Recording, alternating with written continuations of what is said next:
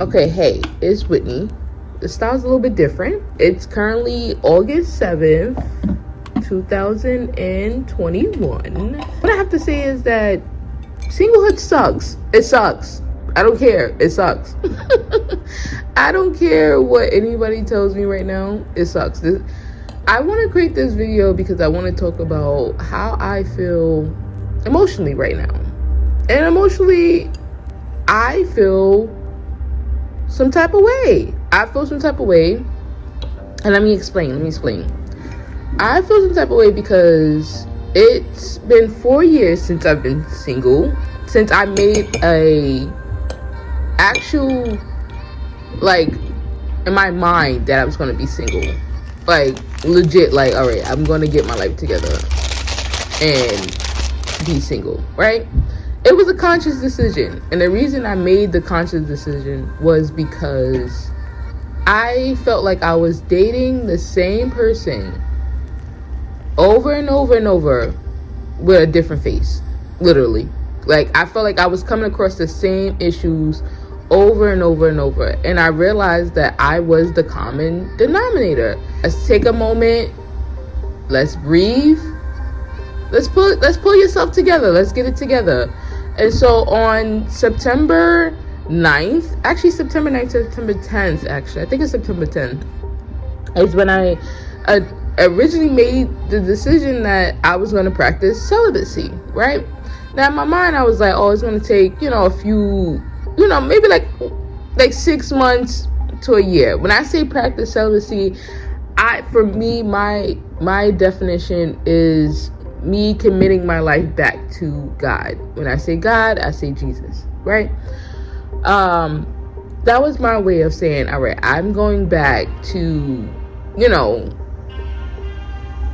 my life back to Christ. I was like, okay, this is probably going to take going back to what I said, 6 months to a year. I remember having this conversation with my good friend Kay. And, I remember being on the phone with her. I was like, yeah, I'm going to practice celibacy. And, it's probably only going to take me a few months to a year. I wish I could say it took that. It was, it was that short. It wasn't. It's been a long, interesting journey. No, it has its pros and it has its cons. So let's talk about the pros. Actually, let's talk about the cons. The cons of it, the cons of it is that, I am a very affectionate person. I love, let me state that again. I love affection. Affection is my love language, right? Spending quality time is my love language. Of affection, and it's been very difficult because the thing too is it's not that no one wants me. Sometimes it does feel like that. I ain't gonna hold you. Some days it does feel like no one wants me. But the thing is that I'm very intentional of what I give my energy to and who I give my energy to, right?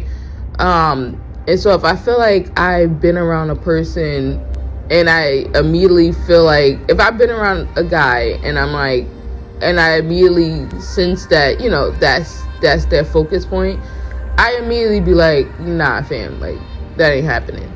And so I'm very intentional about, that area. It's a good thing, but also like I won't say negative thing, but it's also it's intense. It's very intense. That's one of the cons. The other con is that, I live alone. I live with a cat, right? And so sometimes when I come home, I want to be like, babe, let me tell you what happened, babe.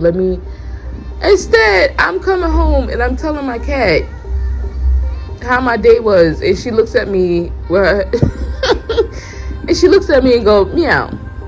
And so that's pathetic. In my mind, that's pathetic. Okay, that is legit. I'm speaking 100% from my own perspective. Okay, I'm not trying to be negative. I'm legit just trying to express how I feel about my singlehood. So I do share my, my success stories with my friends and family. Yes, it's cute, it's fun and all that, but I want that person. I want to be able to tell that person how I feel. The pros of it is that me practicing celibacy for the last 4 years has been extremely healing. Okay, I can pick up red flags from a mile away now. It's like a given, right? It's literally like, nah, fam, like, what, who, where, what? No, I automatically know what I'm seeing ahead of time.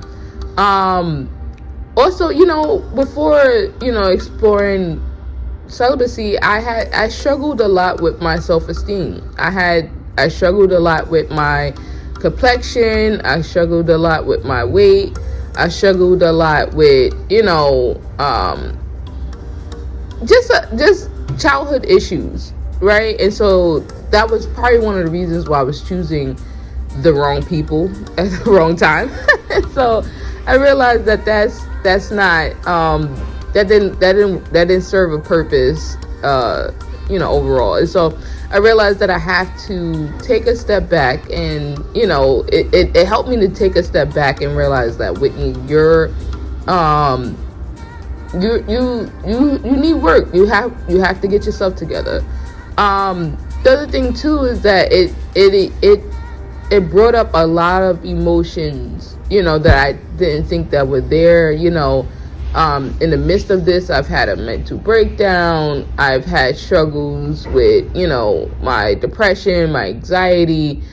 And so it made me, really tune into like what I need to do for my mental health. And I think when you're in relationships or you're dating, you don't really get a chance to like kind of see those things for what they are, because you're so focused on, building up the relationship with the person. And so I realized that, by me doing the work, it now helps me to become a better version. And so now that I feel like now that I went through all those different seasons of 4 years and to still be single, I'm like legit, like I feel some type of way. Like I legit feel and when I say some type of way, it's because I am looking for a godly relationship.